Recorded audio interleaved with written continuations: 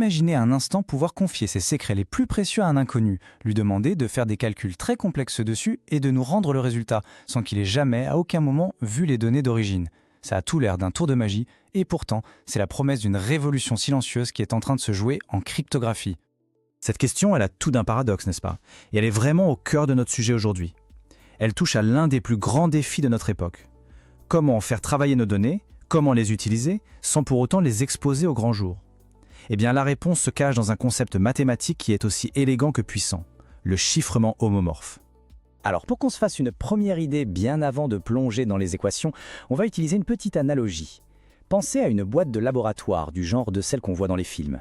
Une boîte parfaitement transparente, mais verrouillée à double tour. Alors, comment ça marche cette histoire de boîte? C'est assez simple. D'abord, on met les données, les informations secrètes, dans cette fameuse boîte. Elle est transparente, on voit qu'il y a quelque chose dedans, mais elle est solidement verrouillée. Ensuite, une autre personne, disons un service dans le cloud, peut enfiler des gants qui sont fixés à la boîte. Avec ces gants, il peut manipuler ce qu'il y a à l'intérieur, faire les calculs demandés, mais ses mains ne touchent jamais directement les données.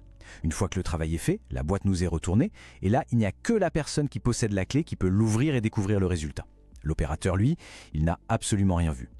Mais attention, il faut être très clair là-dessus. Cette analogie, c'est une simplification. Elle a ses limites. En réalité, le chiffrement homomorphe ne crée pas une barrière physique. C'est bien plus subtil. Il s'agit d'une transformation mathématique des données. Une transformation faite de telle façon que les opérations sur les versions chiffrées donnent exactement le même résultat chiffré que si on les avait faites sur les données en clair.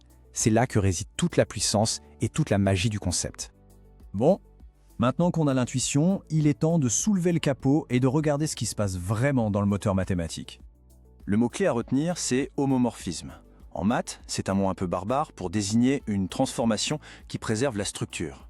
Imaginez deux mondes parallèles. D'un côté, le monde des données en clair, lisible par tout le monde. De l'autre, le monde des données chiffrées, complètement illisible. Eh bien, un homomorphisme, c'est une sorte de pont magique qui garantit qu'une opération, disons une addition, dans le monde chiffré, correspondra parfaitement à une addition dans le monde en clair. Voilà l'équation qui est vraiment au cœur de tout ça. Alors, qu'est-ce qu'elle nous dit? En fait, c'est assez simple. Si on prend une donnée A qui a été chiffrée, qu'on note C de A, et qu'on lui applique une opération spéciale, ce petit plus dans un cercle, avec une autre donnée chiffrée C de B, eh bien le résultat qu'on obtient est exactement le même que si on avait d'abord additionné A et B en clair, et qu'on avait chiffré le résultat après. Le calcul a donc bien eu lieu, mais entièrement dans le monde chiffré. Le résultat final est juste, et il est resté protégé de bout en bout. Il faut savoir qu'il existe deux grandes familles. D'un côté, les systèmes qui sont partiellement homomorphes, ou PHE. Ils sont assez rapides, mais ils ont une grosse limitation, ils ne peuvent faire qu'un seul type d'opération à l'infini. Soit des additions, soit des multiplications. C'est déjà très utile pour certaines applications, mais ça reste limité. De l'autre côté, il y a le véritable Saint Graal, le chiffrement complètement homomorphe, ou FHE. Lui permet de combiner addition et multiplication, et donc, en théorie, de faire tourner n'importe quel programme informatique. Évidemment, rien n'est gratuit en cryptographie. Chaque calcul qu'on effectue sur des données chiffrées introduit une toute petite perturbation, une sorte de bruit mathématique. Au début, ce bruit est quasi inexistant. Mais le problème, c'est qu'à chaque nouvelle opération, il s'accumule. C'est un peu comme faire une photocopie d'une photocopie, puis une photocopie de cette photocopie. Au bout d'un moment, l'image se dégrade. Et c'est ça le problème crucial. Si ce bruit grandit et dépasse un certain seuil critique, il finit par noyer complètement le message original. Le déchiffrement devient alors impossible. Le résultat est tout simplement perdu, de manière irréversible. C'est ce mur du bruit qui a longtemps cantonné le chiffrement homomorphe à un nombre très limité d'opérations successives. La solution à ce problème, c'est une véritable percée, une idée absolument géniale, le bootstrapping. L'idée, c'est de rafraîchir le message chiffré de temps en temps pour nettoyer le bruit qui s'est accumulé. C'est un peu comme si, à partir de notre photocopie toute dégradée, on était capable de recréer une copie parfaite comme neuve. Cette procédure de nettoyage, elle permet de réinitialiser le bruit et de continuer les calculs, potentiellement à l'infini. C'est ce mécanisme qui a rendu le chiffrement complètement homomorphe possible. Le seul hic, et il est de taille, c'est de très loin l'opération la plus coûteuse et la plus lente de tout le processus. Alors, il faut être très honnête. Malgré son potentiel absolument immense, cette technologie fait encore face à des obstacles considérables. Des obstacles qui freinent son adoption à grande échelle aujourd'hui. Le défi numéro 1, et c'est le plus spectaculaire, c'est la performance. Pour donner un ordre de grandeur, un calcul qui prend 1 microseconde sur des données normales peut prendre plusieurs secondes, parfois même des minutes, sur des données chiffrées. On parle d'un facteur de ralentissement qui peut aller jusqu'à 1 million. C'est colossal. Et les défis sont multiples.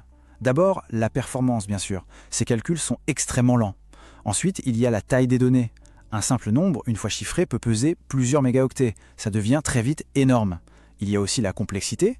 Mettre en place un système comme ça de manière correcte et sécurisée demande une expertise en cryptographie vraiment pointue. Et enfin, il ne faut pas oublier la gestion des clés qui ajoute toute une couche de difficultés opérationnelles. Mais la bonne nouvelle, c'est que le domaine est en pleine ébullition.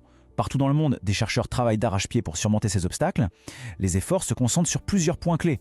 Comment rendre le bootstrapping plus efficace? Comment trouver le meilleur compromis entre sécurité et performance? Comment intégrer cette technologie de manière simple dans les outils qu'on utilise tous les jours, comme les frameworks d'IA? Certains essaient même de développer de toutes nouvelles approches mathématiques pour contourner les problèmes actuels. La course est vraiment lancée. Et malgré ces défis, si on prend un peu de recul et qu'on se projette dans l'avenir, les implications de cette technologie sont vertigineuses. Le chiffrement homomorphe pourrait bien redéfinir complètement notre rapport à la confidentialité des données. Imaginez un monde où nos données médicales restent en permanence chiffrées sur notre téléphone, mais où une intelligence artificielle distante peut quand même analyser ces données pour poser un diagnostic. Ou bien des banques qui collaborent pour détecter des réseaux de fraude financière en analysant leurs transactions, mais sans qu'aucune banque n'ait jamais à révéler les informations de ses propres clients. C'est la promesse de pouvoir entraîner des modèles d'intelligence artificielle sur des données ultra sensibles, tout en garantissant par construction une confidentialité absolue. Ce qu'il faut bien comprendre, c'est qu'on passe d'un modèle où on protège les données quand elles sont stockées, au repos, à un modèle où on les protège même pendant qu'on les utilise. Ça ne se contente pas de sécuriser nos informations. Ça ouvre la porte à de toutes nouvelles manières de collaborer, de créer de la connaissance, tout en respectant la confidentialité la plus stricte. Et tout ça, ça nous laisse avec une question assez vertigineuse pour finir. Pendant très longtemps, on a cru qu'il y avait un choix à faire. Soit on partageait nos données pour bénéficier de services intelligents et personnalisés, soit on les gardait pour nous en renonçant à tous ces avantages. Le chiffrement homomorphe, lui, il suggère que ce dilemme n'est peut-être qu'une limitation technique temporaire, que peut-être cette dichotomie était fausse depuis le début, et que finalement il sera un jour possible d'avoir les deux, l'intelligence et la confidentialité.